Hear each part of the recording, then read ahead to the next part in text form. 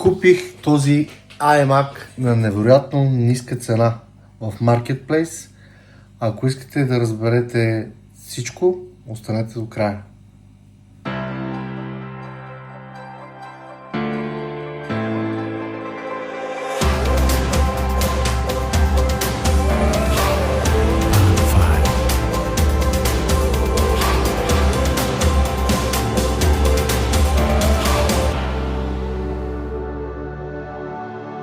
Така, добър вечер, защото сега е вечер.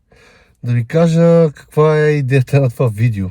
Това видео идеята е да видим дали може да се правят изгодни сделки в Marketplace в Facebook.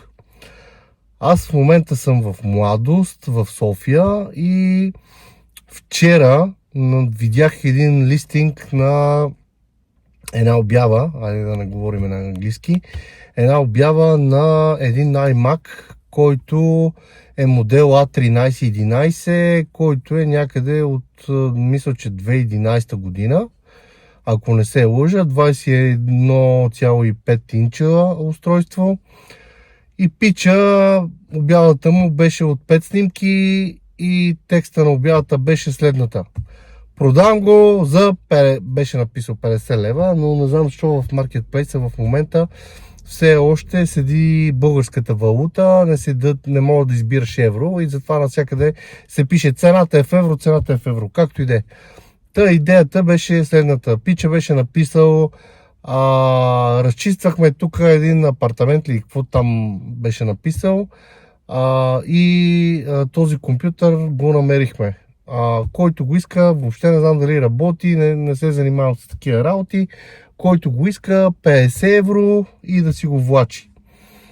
И имаше там някакви обаждания, т.е. някакви писаници по обявата и аз викам, аз ще му пиша и му писах на пича, викам, имам интерес, обаче той въобще не ми отговори и после му написах все още ли е наличен компютър и той ми написа да.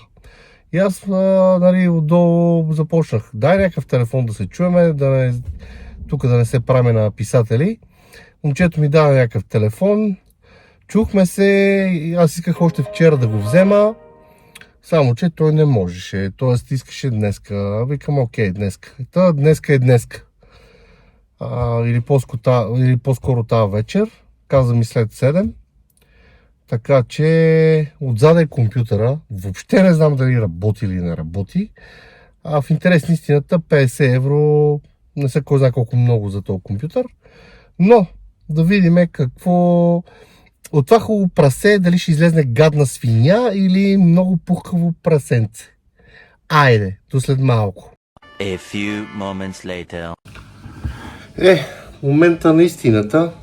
Всъщност, това, което взех, сега ще го покажа. Голям туче това.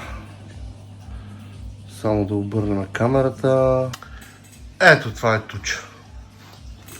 С английско зарядно. Дали работи, никаква идея си нямам. Лично аз. А пак пича, дето го взех, сега ще видим. Ого!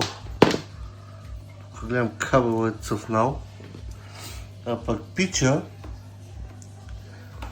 от който го взех, сега ще видим дали е мангал. Или това, което каза, е истина. Доста тежи. В интерес на истината, в прилично състояние. Голям чук е. Обаче, в крайна сметка, това е положението. Така, отзаде има още един туч, който трябва да го апгрейдвам с SSD, но тук се пита в задачата. Сложих го вече в... Чакай да видя от коя страна беше копчелъка. Аха. Ами... Мъртви сме, баце.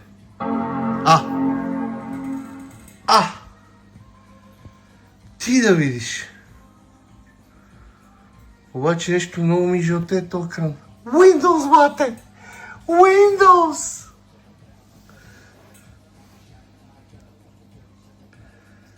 Windows!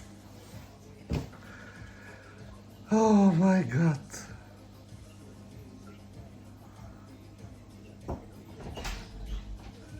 Чайте, че се чува музика, да ме олепат за авторски права.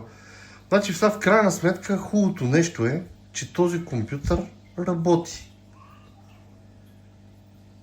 Изненадващото е, че е с Windows, а това мене въобще не ме интересува, защото аз в крайна сметка ще го преинсталирам, ще го почистя, ще му сменя термопастите и даже сега си мисля, че той е с Core i5, този, защото го проверих по сериен номер. И тук се вмъквам да кажа. Наистина, при проверката по сериен номер, този iMac излиза, че е с Core i5.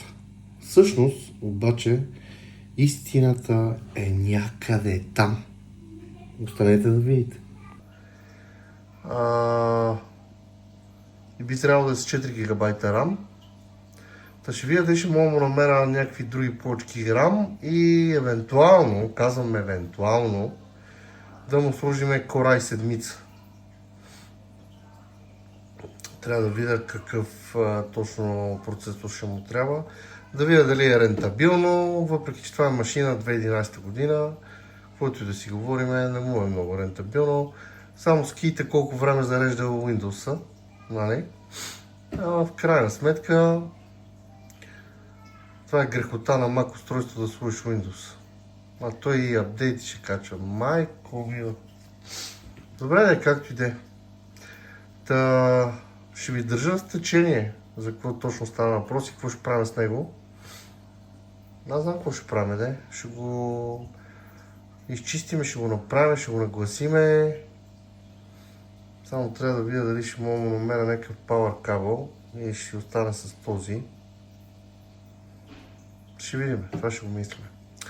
Ако такъв тип видеа ви харесват, ще разбера, ако коментирате това видео и ако го лайквате.